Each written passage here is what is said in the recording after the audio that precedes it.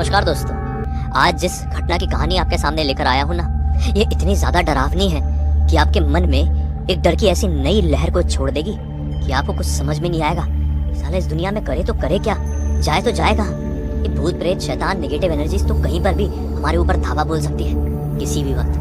दिन का वक्त हो, सुबह सुबह का वक्त हो, आधी रात का वक्त हो। ऐसे ही कुछ हुआ कृष्णा नाम के साधारण से लड़के के साथ। छत्तीसगढ़ के एक छोटे से टाउन में रहने वाला ये लड़का अच्छी खासी अपनी जिंदगी काट रहा था। एक ऐसी फैक्ट्री में जॉब करता था, मैनेजर की पोस्ट में, जिसका नाम बहुत ज्यादा है भाई, इसलिए उस कंपनी का नाम मैं लूंगा नहीं। वो एक बहुत ही बड़ी ऑनलाइन प्रोडक्ट्स की कंपनी है। वो 6-7 साल से यहाँ पर बढ़िया से जॉब करता था, सब कुछ अच्छा ही चल रहा था कि एक दिन उसको उसके ऊपर वाले डिपार्टमेंट से ऑर्डर आते हैं कि भाई आपके अच्छे परफॉर्मेंस को देखते हुए हम आपका ट्रांसफर इस जगह पर करते हैं जहाँ पर हमारी दूसरी ब्रांच है। वो बहुत खुश हो गया, बोला ठीक है। एक बड़ी जगह में खुद को एक्सप्लोर किया, 6-7 साल तक अपना यहाँ पर नाम बनाया हूँ। मेरे नाम को देखते हुए मुझे एक ऐसी जगह भेजा जा रहा है जहाँ की परफॉर्मेंस इतनी अच्छी नहीं है, मैं उसका नाम भी बना दूंगा और फिर एक ऐसा समय आएगा मैं प्रमोशन लेकर और भी बड़ी पोजीशन में बैठ जाऊंगा। कृष्णा के साथ साथ उसके घर वाले भी बहुत ज्यादा खुश हुए। बेचारे नहीं जानते थे कि कौन सी मनहूसियत कृष्णा का उस छोटे से गाँव में उस फैक्ट्री में इंतजार कर रही थी। वो वहाँ पर पहुंचा, ज्वाइनिंग हुई तो उसे ये समझ में आया कि उसकी अब डे शिफ्ट में जॉब नहीं चलेगी, उसकी जॉब चलेगी नाइट शिफ्ट में। दरअसल वहाँ पर जो नाइट शिफ्ट में जॉब करते थे, काम करते थे ना लोग, वो इतनी अच्छी परफॉर्मेंस नहीं दे पा रहे थे, इसलिए कृष्णा को उसके बड़े टाउन से बुलाकर इस छोटे टाउन में सेटल करवाया गया था। कृष्णा ने बोला कोई दिक्कत नहीं है, सुबह सो लेंगे, रात में जॉब कर लेंगे, 1-8 साल में परफॉर्मेंस अच्छी बना देंगे इस फैक्ट्री की, जब सब ठीक हो जाएगा फिर बात करेंगे, डे शिफ्ट में डाल दो, कोई तकलीफ नहीं है। कृष्णा भी अपने कंपनी के प्रति उतना ही ज्यादा लॉयल था जितना कि कृष्णा को उसकी कंपनी वाले मानते थे। ठीक है भाई, उसने ज्वाइन कर लिया। आने वाले 6-7 दिन बहुत अच्छे से बीते। कृष्णा का इस फैक्ट्री में एक स्पेशल कैबिन था, उसी कैबिन के अंदर उसका स्पेशल बाथरूम भी। वो वहाँ पर पहुँचता था रात के 8:30 बजे के आसपास। कुछ लेबर्स होते थे, उनको काम में लगा देता था, फिर अपनी चेकिंग वगैरह के लिए जुट जाता था। फिर जब उसका काम डाटा एंट्री वगैरह जो कुछ भी उसका काम होता था भाई कंप्लीट होता था ना, तो थोड़ा अपनी चेयर में ही फैल के रेस्ट कर लेता था। फिर वॉशरूम वगैरह जाने का मन किया तो वहीं पर चले जा रहे हैं, मतलब कोई तकलीफ थी नहीं, सब बढ़िया से था। सोना वोना भी बीच बीच में 1-2 झपकी हो जाती थी। ठीक 8वें दिन यहाँ पर इसने ज्वाइन किया है, ठीक 8वें दिन की रात। होता यह है कि आज ये 8:30 की बजाय रात के 10 बजे फैक्ट्री में पहुंचता है। कोई पर्सनल रीजन रहा होगा, वो समय पर नहीं पहुंच पाया था। जैसे ही वो पहुंचता है तो पाता है कि कुछ नए प्रोडक्ट्स का स्टॉक आया हुआ है, वो फैक्ट्री में लग रहा है ताकि उसके ऊपर और भी काम किया जा सके। उनका जो भी चेन रही होगी, जिस प्रकार का भी उनका बिजनेस मॉडल होगा, मैन्युफैक्चरिंग मॉडल रहा होगा, उस हिसाब से वहाँ पर काम हो रहा था। तो कुछ रॉ प्रोडक्ट्स आए हुए थे और उसको वहाँ के मजदूर जो इसके अंडर में काम करते थे वो उनकी जगहों पर जमा रहे थे।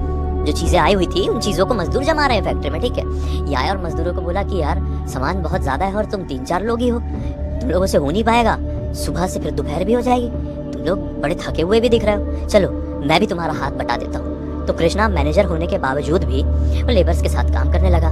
लेबर्स ने 1-2 बार मना भी किया, लेकिन कृष्णा बहुत ही अलग टाइप का बंदा था। वो इस कंपनी को खुद की कंपनी समझता था, उस प्रकार से काम करता था। तो लेबर के साथ काम करने में जुट गया। काम करते करते 1-1:30 बज गए। कृष्णा को थकान हो गई। उसने लेबर से कहा कि यार मैं बहुत थक गया हूँ, तुम लोग भी थोड़ा रेस्ट कर लो, मैं भी रेस्ट कर लेता हूँ, और आधे 1 घंटे बाद हम वापस से अपने काम को कंटिन्यू करेंगे। और कैसे भी करके 8 बजे से पहले ये जितने भी रॉ मटेरियल्स आए हैं इनको इनकी जगह पर लगा देंगे। मजदूर भी खुश हो गए। वो एक हॉल जैसा था, ये फैक्ट्री बहुत बड़ी है, ग्राउंड फ्लोर है, फर्स्ट फ्लोर है, सेकंड फ्लोर है। तो एक कमरे में जाके जितने भी लेबर्स हैं वो थोड़ा सा कमर सीधी कर लिए, लेट गए और ये अपने कैबिन में फर्स्ट फ्लोर में जाने लगा। सीढ़ियाँ चढ़ ही रहा था ग्राउंड फ्लोर से कि उसको ये आभास हुआ कि उससे कंधे में काफ़ी ज़्यादा पेन हो रहा है, काफ़ी ज़्यादा दर्द। उसने सीढ़ियाँ चढ़ते चढ़ते ऐसा करके देखा अपनी टी-शर्ट को, तो क्या पाया कि यहाँ पर ये कंधा है ना, यहाँ पर ऐसा लंबा सा लाल सा निशान आ गया है। सोचा कि ये किस प्रकार का निशान है यार। उसने उसको दबा के देखा तो असहनीय दर्द हो रहा था। फिर उसने इस तरफ भी देखा तो सेम निशान इस तरफ भी आया हुआ है। उसने उसको भी थोड़ा टच करके देखा, बहुत ज़्यादा दर्द हो रहा है। जब तक वो फर्स्ट फ्लोर की पूरी सीढ़ियाँ चढ़े तब तक उसे ये एहसास हो जाए कि अरे बाप रे, मेरे कंधे में कोई बैठा हुआ है क्या। मतलब उसको ऐसा लग रहा था मेरे शरीर को ऊपर बैठ के कोई दबा रहा है और ये जो निशान आए हुए हैं वो किसी के पैर के होंगे। उसने ना एक वीडियो देखा हुआ था मेरा भी, और उसने मतलब ये चीज़ जाना हुआ था। मतलब एक फिल्म भी आई है, आप लोगों को पता होगा, तो जिसमें एक लड़का है, उसके ऊपर एक उसकी पत्नी बैठ जाती है। वही लड़के ने अपनी पत्नी को मारा रहता है। एक ऐसी, मैं गलत नहीं हूँ तो जापानीज फिल्म है, कोरियन फिल्म है, ठीक है। तो उसने वो वीडियो देखा हुआ था, उसने वो फिल्म के बारे में भी सुना हुआ था जिस फिल्म में इस चीज़ का जिक्र था। तो उसको ना ऐसा बिना मतलब के लगने लगा कि कोई नेगेटिव एनर्जी, कोई भूत प्रेत आत्मा मेरे कंधे में आके बैठ गई है। कोई दिखाई नहीं दे रही, ऐसा ऐसा करके देखा भी हाथ चला के, कोई दिखाई नहीं दे रही, लेकिन कोई बैठ गई। अब बिना मतलब के उसके मन में एक डर बैठ गया। अब देखो, अगर हम लोग ना बहुत ज़्यादा हॉरर चीज़ों में इन्वॉल्व रहते हैं, मैं आपकी बात नहीं कर रहा हूँ, मैं खुद की बात भी कर रहा हूँ, मैं हद से ज़्यादा हॉरर चीज़ों में इन्वॉल्व हूँ, और एक तरीके से ये ह्यूमन नेचर होता है, ये माइंड का खेल होता है। हमारा माइंड ये सोचने पर मजबूर हो जाता है कि हर जगह कुछ ना कुछ है। मैं तो हर जगह को एक शक की नज़र से ही देखता हूँ। अगर मैं किसी अननोन जगह जा रहा हूँ, वो जगह अंधेरे में है, सुनसान है, तो मुझे ऐसा लगता है कि शिट, यहाँ पे कुछ होगा तो नहीं। भले ही वो जगह क्लियर हो, लेकिन फिर भी मुझे ऐसा लगता है। अगर मैं बहुत ही ज़्यादा कॉमेडी चीज़ों में जुड़ा हुआ हूँ, तो मुझे हर चीज़ में, हर सिचुएशन में कई बार कॉमेडी दिखेगी। ये ह्यूमन माइंड का गेम होता है। तो ठीक है, ये भी बहुत ज़्यादा हॉरर चीज़ों में जुड़ा हुआ था, बहुत फिल्में देखता था, बहुत स्टोरीज पढ़ता था, बहुत तरह तरह के वीडियोस देखता था, इसलिए इसको ऐसा लगने लगा कि मेरे ऊपर कोई बैठ गया है। इसको बिना मतलब का भी डर लगने लगा। ये जब तक हमने कैबिन में पहुँचे, बैठे, तो बैठते से ही इसको ना थकान के मारे नींद आ गई, और फिर एक झपकी के साथ इसको ऐसा वापस से जागा और घड़ी देखा, बोला शिट, बहुत समय निकल गया यार, 2:15 के आसपास का टाइम हो रहा है। मैं जाता हूँ और लेबर्स के साथ वापस से काम करवाता हूँ। ये उठ के अपनी चेयर से, अपने कैबिन से चेयर से उठ के जाने को ही हुआ ना, तो इसको ऐसा लगा कि इसके पूरे शरीर को ना किसी ने जमा दिया है, और बहुत ज़्यादा कमज़ोरी फील हो रही है। और अब लिटरली इसको ये वाली फीलिंग आ रही है कि कोई तो भी शेडो इसके ऊपर बैठा हुआ है। देखो, ये फैक्ट्री में लाइट वाइट सब कुछ चालू है, लेकिन फिर भी इसको ऐसा फील हो रहा है कि मेरे ऊपर कोई बैठा हुआ है। ये मनी मन भगवान का नाम लिए नीचे गया, बोला लेबर के पास जाता हूँ तो उन लोगों का साथ रहेगा तो थोड़ा डर कम होगा। उन लोगों के पास गया, उन लोगों से काम कराने लगा, वो बेचारे काम कर रहे हैं, ये भी काम करने लगा, थोड़ा कि माइंड रिफ्रेश होगा मेरा। वहाँ से डाइवर्ट होगा, साले ये निशान काय का बन गया, काय का ये बोझ फील हो रहा है कि आधे घंटे नहीं हुए, तो उसको ऐसा फील होने लगा कि अब मुझसे नहीं हो सकता। एक काम करता हूँ, मैं अपने कैबिन में जाता हूँ, मोबाइल में हनुमान चालीसा लगाता हूँ, बजरंग बाण लगाता हूँ, उसको सुनते सुनते सो जाता हूँ। अब मैं काम नहीं कर पाऊंगा। लेबर लोगों को बोल के टाटा बाय बाय बोल के ऊपर जा रहा हूँ। इन लेबर लोगों को बोला, यार मेरी तबीयत खराब लग रही है, शायद बहुत ज़्यादा काम कर लिया, थकान हो गई, तुम लोग संभालो, मैं कैबिन में जा रहा हूँ सोने के लिए। लेबर लोगों ने बोला, हाँ सर आप जाइए, आराम कीजिए, हम देख लेंगे। ये फिर से अपने कैबिन की तरफ बढ़ा, और कैबिन की तरफ बढ़ा ही है, वहाँ पे इसने एक छोटी सी अपनी कैसे बताऊँ मैं, चटाई जैसी रखा हुआ था कि ज़रूरत पड़ने पर ये वहाँ पर थोड़ा फैल जाएगा ना, तो चटाई को सीधी किया और लेटने को हुआ ही है, लेटा ही है। इन शॉर्ट, इसको ना इसके कैबिन के बाथरूम से कुछ तो भी आवाज़ सुनाई दी। बोला साला ये कैबिन, मैं बाहर निकलता हूँ तो लॉक करके निकलता हूँ, चाबी मेरे जेब में रहती है, अंदर आता हूँ, कैबिन खोल के अंदर घुसता हूँ। जब इससे पहले भी मैं बाहर निकला था तो बंद करके ही निकला था, आया था तो फिर खोल के ही आया। मेरे अलावा इस कैबिन में कोई एंटर कर ही नहीं सकता जब मेरे हाथ में ही चाबी रहती है। तो बाथरूम में कौन घुस गया है साला कैबिन के अंदर वाले? इसका दिमाग खराब हो गया। बोला शिट, ये कौन है? थोड़ा सा उठ के आवाज़ भी लगाया। फैक्ट्री बहुत बड़ी है भाई, वो ग्राउंड फ्लोर में काम करें जितने भी लेबर है, ये अपने फर्स्ट फ्लोर में अपने कैबिन में किसी कोने में कैबिन बना रहा होगा। कौन है अंदर? कौन है? क्या कर रहा है? कैसे अंदर घुसे? ऐसे ऐसे इसने तरह तरह के 2-3 सवाल दाग दिया।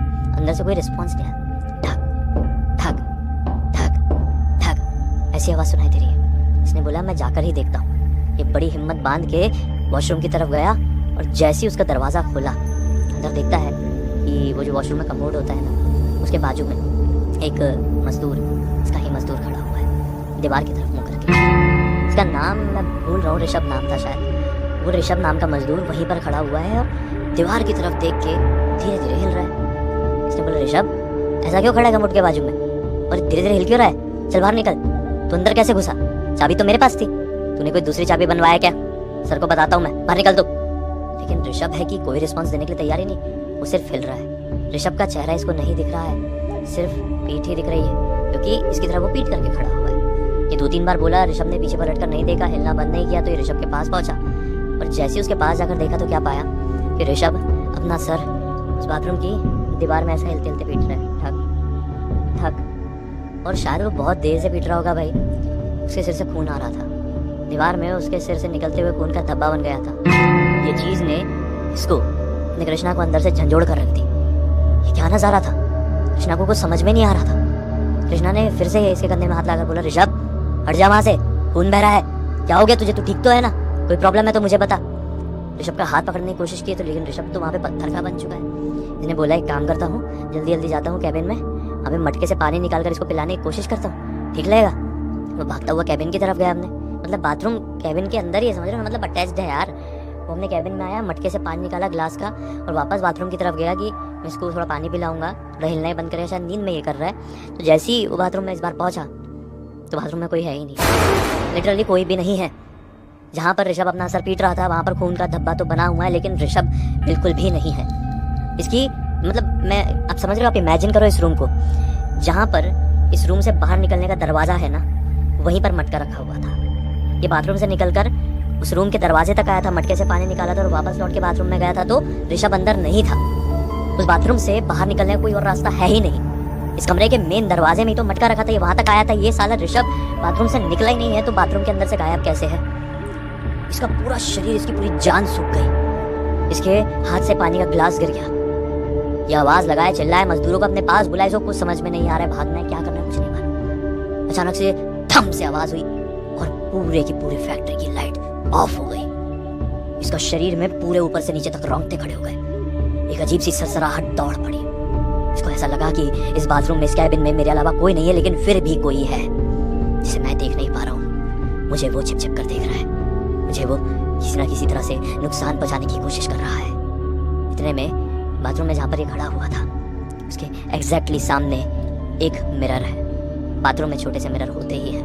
उस मिरर से किसी की टंग टंग टंग ऐसी नॉक करने की आवाज़ सुनाई दी, जैसे कि मिरर में किसी ने लोहे से मारा, सा टंग टंग टंग। ये डर गया और अपने तुरंत ही मोबाइल का फ्लैशलाइट ऑन किया और जैसे ही मिरर की तरफ देखा तो क्या पाया कि एग्जैक्टली इसके पीछे वही फूटे हुए सर का ऋषभ खड़ा हुआ है।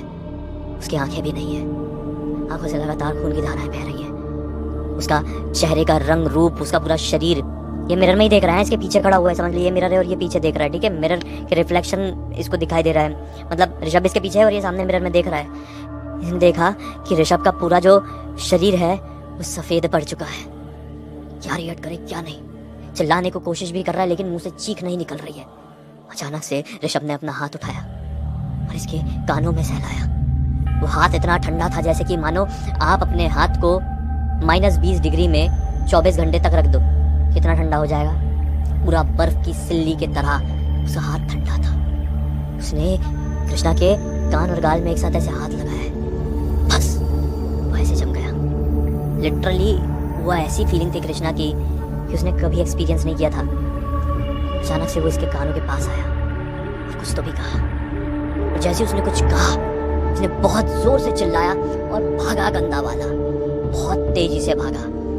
इनफैक्ट जो कैबिन से बाहर निकलने का दरवाजा था उसमें एक पोर्शन में कांच लगा हुआ था, वो कांच को ये तोड़ते हुए भागा, टकरा टुकरा के टूट गया वो। ये भागा मजदूर के पास, मजदूर नीचे ही थे। बोले सर क्या हो गया? बोले यहाँ से भागो, कुछ नहीं मालूम, यहाँ से भागो। लिटरली जैसे ये वहां से बाहर निकले, ये पता नहीं, ये फैक्ट्री से बाहर निकलते से ही इसको क्या हुआ क्या नहीं, ये बेहोश होकर गिर गया। मजदूर किस्मत से साथ में थे, उसे तुरंत उठाए, हॉस्पिटल लेकर पहुंचे नजदीकी। मजदूरों ने इसके घर वालों को फोन लगाए, इसकी पत्नी भी थी और सब बुलाया गया तुरंत। भाई सब लोग पहुंचे, मम्मी पापा सब लोग पहुंच गए भाई। इसके बाद कि क्या हुआ हमारे लड़के को, हॉस्पिटल में पहुंचे तो डॉक्टर साहब ने बताया कि इसको होश ही नहीं आ रहा है, हमको बिल्कुल भी कुछ भी समझ में नहीं आ रहा है। अगर इसे अगली रात तक होश नहीं आया तो इसे आप किसी बड़े शहर में लेके जाओ, मुंबई दिल्ली ऐसी कोई बड़ी जगह में लेके जाओ, वहाँ पर इलाज कराओ, क्योंकि हमको कुछ भी, ये मेडिकल हिस्ट्री में हमारे सामने कभी ऐसा केस नहीं आया है। ये सिर्फ बेहोश है लेकिन फिर भी होश में नहीं आ रहा है। घर वालों ने बहुत प्रार्थनाएं की है, बहुत कोशिशें की है कि वो जाग जाए और वो जागा, ऐसा नहीं है कि वो नहीं जागा। इस बात की खबर जैसे सुखदीप इसके बेस्ट फ्रेंड को पड़ी तो सुखदीप भी उसके जागने से आधे घंटे बाद वहां पर पहुंच गया और सुखदीप ने उससे अकेले में बात किया क्योंकि कृष्णा उससे बात करना चाहता था। सुखदीप कृष्णा के बचपन का दोस्त था। कृष्णा ने एक एक बात सुखदीप को बताया कि उसने फैक्ट्री में क्या एक्सपीरियंस किया। सुखदीप को अपने कानों पर विश्वास नहीं हो रहा था, ना ही कृष्णा की बातों पर। सुखदीप को समय ऐसा ही लग रहा था कि कृष्णा किसी चीज से बेहद ज्यादा घबरा गया है और ऐसी मनगढ़ंत बातें बता रहा है, फिर उसके दिमाग में कुछ तो भी झटका लगा है। उसने सब कुछ उसकी बातें इत्मीनान से सुना, उसको ऐसा दिलासा दिया कि भाई मैं समझ रहा हूँ तू सच बोल रहा है, और ये उठ के उसके घर वालों को तसल्ली देके अपने घर पर आ गया सुखदीप को अपने घर पर आए हुए 2 घंटे हुए हैं, मतलब वो वाले दिन की रात हुई है कि ये खबर मिली कि कृष्णा की दिमाग की नस फट गई है और उसकी हॉस्पिटल में ही मृत्यु हो चुकी है। सुखदीप को कृष्णा ने ये बताया था कि वो जो भी ऋषभ की आत्मा थी या फिर जो भी वो भूत था उसे कान में कुछ कह रहा था, लेकिन क्या कह रहा था वो कृष्णा क्लियरली सुखदीप को नहीं बोल पाया। सुखदीप भी वो चीज नहीं समझ पाया। शायद कृष्णा के असली डर का राज, उसकी मृत्यु का राज, उसके खौफ का राज उन वर्ड्स में ही था, जो वर्ड्स वो आत्मा ने, वो शैतान ने, वो भूत ने इसे कान में कहा था। वो क्या था?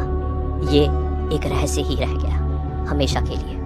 आज इस घटना को 3 साल हो चुके हैं, लेकिन सुखदीप आज भी कृष्णा के उन बातों को याद करता है तो सिहरसा उठता है, डर के मारे नींद से जाग जाता है। उसे अभी भी ऐसा लगता है कि कृष्णा मुझसे कुछ बताना चाह रहा है, लेकिन बता नहीं पाया। वो बहुत दुख में है। उसके परिवार वाले भी, कृष्णा के परिवार वाले भी अब तक उस दुख से उभर नहीं पाए। कैसी लगी आपको? क्या लगता है आपको कि क्या होती है ये पैरानॉर्मल एनर्जीज की बातें? क्या होते हैं उनके वर्ड्स? कई बार ये क्या कह जाते हैं कानों में? मैंने कई लोगों से ये चीज़ सुना हो, नहीं मालूम। प्रार्थना करता हूँ भाई जीते जी ऐसी चीज़ें कभी किसी के सामने ना आए, ऐसे वर्ड्स कभी और कोई ना सुने। इसी एक नोट के साथ अब इस कहानी का अंत करते हैं। अब तक इस वीडियो को देख लिए तो लाइक जरूर कर देना, चैनल को सब्सक्राइब करके बेल आइकन के ऑल के ऑप्शन में क्लिक करना, क्योंकि इसी तरह के हैरान कर देने वाले खौफनाक वीडियोस डेली आप लोग के सामने लेके आते रहते हैं। इंस्टाग्राम के लिंक इस वीडियो डिस्क्रिप्शन बॉक्स में मिल जाए, क्लिक करके डायरेक्टली वहाँ पर पहुंच जाना। और इसी तरह की कोई भी कहानी, टॉपिक या जानकारी आप लोग के पास भी है तो लिंक भेजना। हो सकता है हमारा अगला वीडियो कल आपके हिसाब से बन रहा हो। तो चलिए कल फिर से मिलते हैं, तब तक के लिए बहुत बहुत धन्यवाद। आपका दिन शुभ।